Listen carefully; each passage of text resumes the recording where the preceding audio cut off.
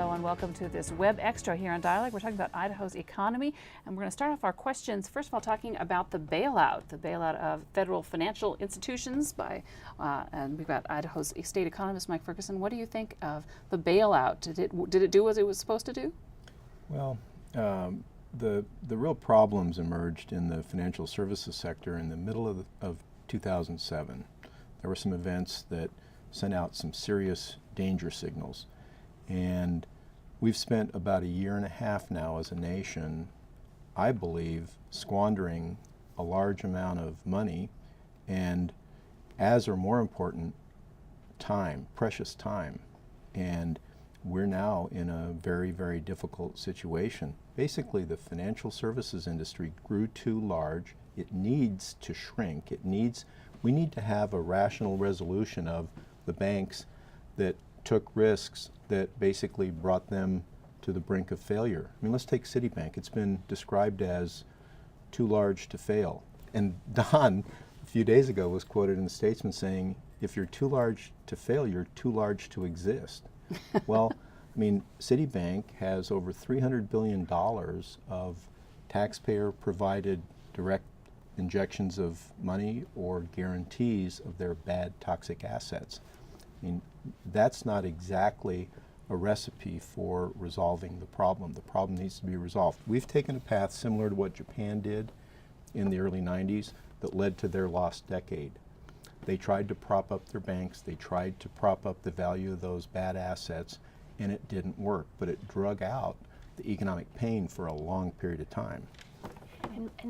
Go ahead, Senator Nicole Lefevre. And Mike, I don't know how you feel about the idea that there's something fundamentally wrong about how our nation has begun to handle debt.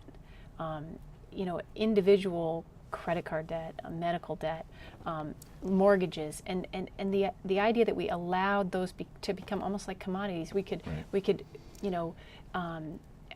almost bet on their value or their likelihood of failure, and there are all these. I mean, almost. What did I hear? $50 trillion in value was created that is essentially fictitious value that began to exist in the economy. If you're talking about the $50 trillion number suggests credit default swaps. Mm-hmm. Credit default swaps were invented in the 90s, and basically attempts to regulate credit default swaps were met with legislation prohibiting any regulatory oversight. I mean, we're talking about policies starting in the 90s that basically were packing kegs of dynamite under the foundations of the economy, and the fuse was lit. And I mean, this has its origins in real estate, but it went far beyond that, and I think you're correct in that we've gotten way hooked on credit. Part of what we're experiencing is the paradox of thrift, as John Maynard Keynes put it. Everybody's doing what's in their own self-interest, getting their household balance sheet straightened out, and it's causing a collapse in demand that's greater than would be suggested by just unemployment and the direct hits in the economy that we've seen over the past year. Let's go ahead. We've got a lot of phone calls, and I want to try and get through a few of them. Christine in Twin Falls. Christine, are you there? Yes. Go ahead. Hi, I was calling about the concern for the budget cuts for the public schools. That's a big concern. Yeah, I heard this week $62 million for statewide budget cut for the public schools, and locally they've announced like a $1.8 million just for Twin Falls. Yes. So I'm just wondering, how they said they won't be able to pay for books, and they'll have to let maybe up to 30 teacher positions go in our area. Right. Let's ask Senator Lefevre about that. Thank you. I'm going to actually hold you on the line so you make sure you can hear the answer. Today, we have a small committee of the legislature that's both House and Senate members, and that's called the JFAC committee. And we listened to our superintendent of public instruction present his budget proposal, which is a revised budget proposal. And it incorporated into it those cuts. And earlier there had been suggestions that he was going to propose a lot of cuts to teachers. And I don't know about anybody else out there. I'm a teacher, a longtime teacher, And I could, as I said this morning, take my kids in a field and do a pretty good job of teaching. And I'd teach, they'd learn. But if you give me too many more students in my classroom, it's going to be harder. And I think we recognize Idaho already has terribly high class sizes. And so we were really pleased this morning when the superintendent came with a plan that really cuts administrative staff. It does cut things like textbooks, which are really tough on families, I know. But when you compare that to knowing that your kid's going to go to school in a class that's much larger, I hope that that is a better choice for families and that they appreciate that. All right. Thanks, Christine, for your call. Thank you. Let's go to Dirk in Boise. Dirk. Oh, Dirk? hi. Thanks for taking my call. Uh-huh. The last 20 years or so, we've had two kind of boomer bust economies, one with technology, and then we had a slight downturn, and then came the housing market, and that went well, and then now we're in another downturn.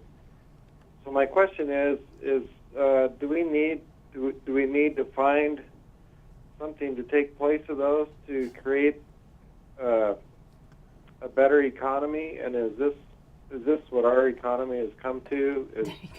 Is this all there is? All right, Dirk, Yeah. go ahead and hold on the line, and we'll go ahead and because we're quickly running out of time, so we'll let our economist take a stab at that. Well, the economy, there's two things that have to happen. The banking, the financial system has got to come to grips with the problem it has, and those issues have to be settled. And once that happens, then we've got to get the spending going. It's not going to happen one and then the other, but these things have got to happen. And consumer spending, for example, isn't going to come back to where it was before until we have the same level of wealth. I wouldn't call it imaginary or fictitious, but until we feel as comfortable with our wealth as we did 5 years ago, we're not going to be spending the same way we were 5 years ago. What we're in the middle of now is a correction in terms of the excesses that formed over the past roughly decade. I think it's still a real open question as to whether once we find a bottom, real estate prices stabilize, people feel good about consuming again, whether we'll see the kind of growth that we've seen over the past decade. I'm a little doubtful because that was fueled by excesses of a variety of sources, and I don't think those sources are going to be present in the way they were in the last decade. Okay. Not in the foreseeable And the future. international money that's come into the country too, Right, I don't know. right. But We'll see that, yeah.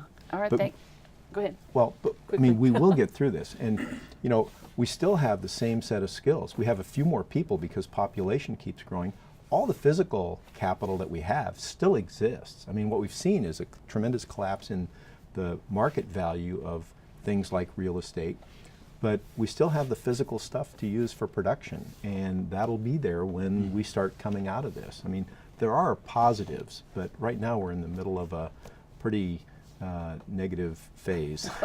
If We have a you're lot to work with, right? Yeah. If you're on our phones, hang on there. We'll try and get your calls, but we have to wrap up this particular episode of our Dialogue Web Extra. Thank you for tuning in. If you want to see more about this topic, go ahead and watch the full 30-minute show here on the website. And thanks for tuning in, and we'll see you next time here on Dialogue.